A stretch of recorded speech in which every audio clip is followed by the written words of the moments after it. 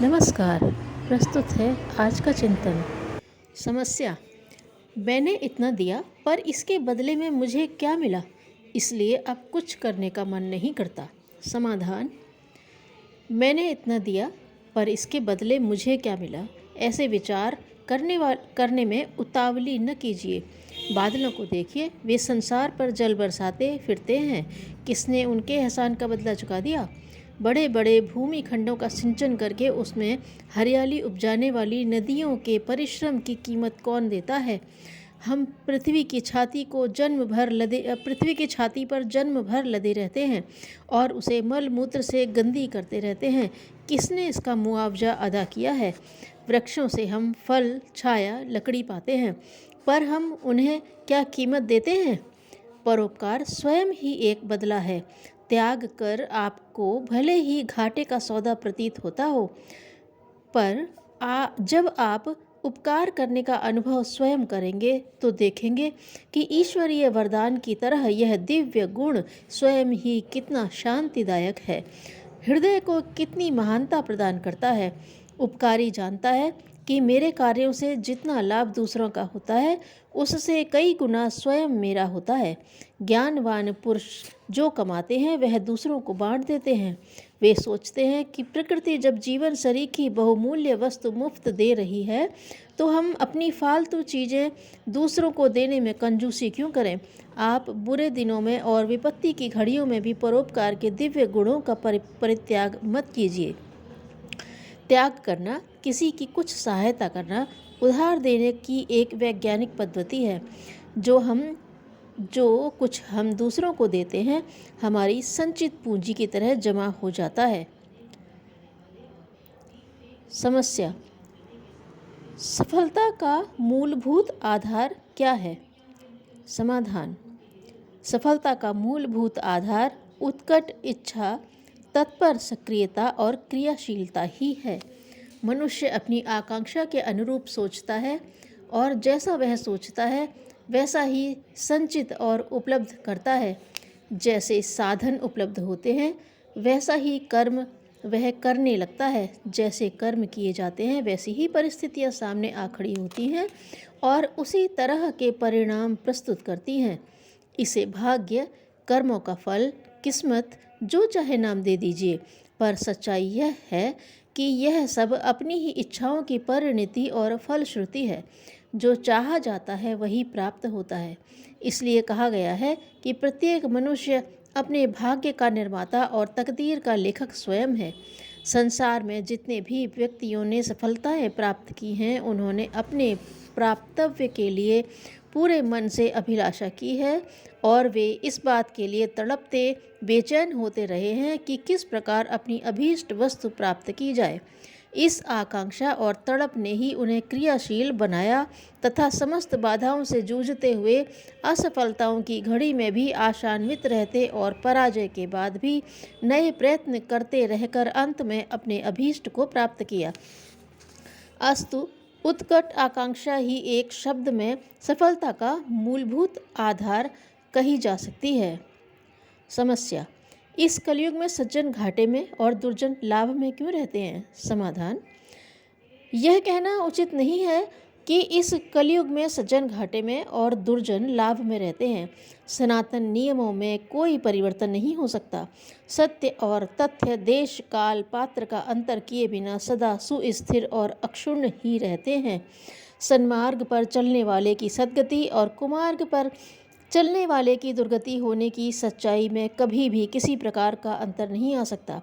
कली युग, सतयुग की कोई बाधा इन सत्यों को झुठला नहीं सकती है।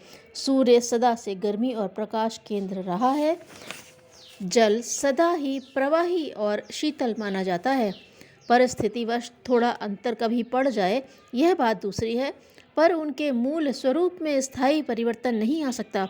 इसी प्रकार श्रेष्ठता के सत्परिणाम और दुष्टता के दुष्परिणामों के अतिरिक्त और किसी भिन्नता की कल्पना भी नहीं की जा सकती।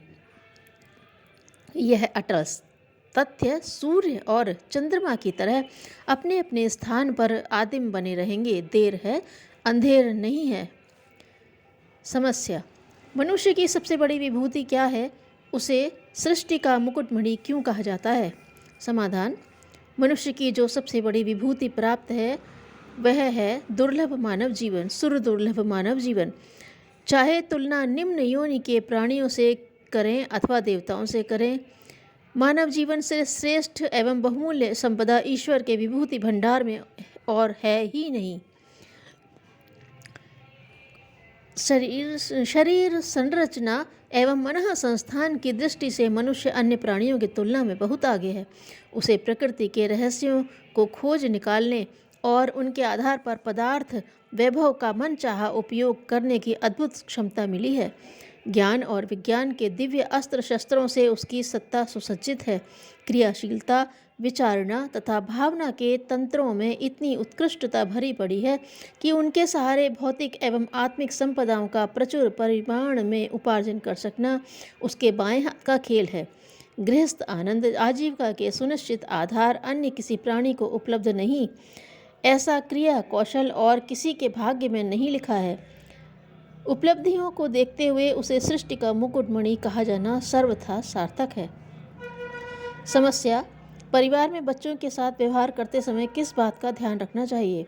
समाधान: बच्चों के साथ व्यवहार करते समय एक आंख प्यार की, एक आंख सुधार की रखनी चाहिए। इसी आधार पर उनमें उत्साह बना रहता है और सुधार का उपक्रम चलता रहता है। यदि मात्र प्यार ही करते रहा जाए, इनकी हर भरी बुरी इच्छा को पूरा करते रहने का ही प्रयास किया जाए, तो निश्चित रूप से बच्चे बिगड़ेंगे और ऐसे आग्रह करने लगेंगे जिन्हें पूरा करने के लिए न्याय, नीति एवं औचित्य को तिलांजलि ही देनी पड़ेगी। परिवार का सही रीति से पालन करने वाले मोहवश ऐसे आग्रहों को मान्यता नहीं देते। प्यार में कमी की जाने का लांछन सहते हुए भी समझदार अभिभावक मात्र वही करते हैं जो उन्हें करना चाहिए। समस्या: कुछ विशेष अवसरों पर ब्राह्मण साधु संतों को दान देने की प्रथा प्राचीन काल से चली आ रही है। यह प्रथा क्या वर्तमान में उचित है? समाधान: निस्संदेह प्राचीन काल में यही प्रथा थी और यह समाज कल्याण की दृष्टि से भी प्रचलित की गई थी। उस समय के ब्राह्मण और साधु पूर्ण रूपेण त्यागी, अपरिग्राही और लोक सेवक होते थे। वे अपना सारा समय और शक्ति सार्वजनिक हित के कार्यों में ही व्यय किया करते थे और अपने निर्वाह अथवा हानि लाभ की किंचित मात्रा भी चिंता नहीं किया करते थे। ऐसे निष्पृह लोक सेवकों के भरण पोषण और जीवन निर्वाह का भार स्वभावतः समाज और राज्य पर ही रहता था और इसी दृष्टि से उस समय जन्म, मरण, विवाह आदि समस्त अवसरों पर ऐसे लोगों को यथाशक्ति दान देने का विधान था। वे दान लेने वाले भी अपने उत्तरदायित्वों को समझते थे और प्राप्त धन में से अपने लिए कम से कम खर्च करके शेष को परोपकारार्थ ही व्यय कर देते थे। इस प्रकार समाज में सात्विक दान और त्याग की एक स्वस्थ परंपरा प्रचलित थी। इसी दृष्टि से प्राचीन समय में त्यागी और तपस्वी ऋषियों को दान के रूप में धन अर्पण किया जाता था ताकि वे उसका दुरुपयोग न होने दें और वास्तव में उन लोगों की सहायतार्थ खर्च किया जाए जो सहायता पाने के अधिकारी हैं। इसी प्रयोजन में धन का सदुपयोग करने वाले साधु ब्राह्मणों को दान देना आज भी उचित है। धन्यवाद।